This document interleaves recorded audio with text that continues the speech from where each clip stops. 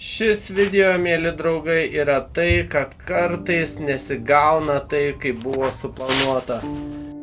Visą šitą DAG plokštę bandžiau perkelti į šitą mažą dėžę, bet kaip matote, pagrindinė plokštė stovi skersai. Problema dar ne ta, bet išvestis RCA jungtis spaudžiasi į plokštę ir trukdo signalui. Teks visą šitą projektą perkelti į didesnę dėžę. Dar šiek tiek knysiaus, vargelio. Šiaip dizainu esu gan patenkintas, tikrai gavosi neblogai, bet teks man pakentėti ir perdėti dėžę į va tokio dydžio dėžę. O šitą dėžę ir šitą visą reikalą pasiliksiu kokiems nors kitiems projektams. Darbai, manau, nenueis veltui.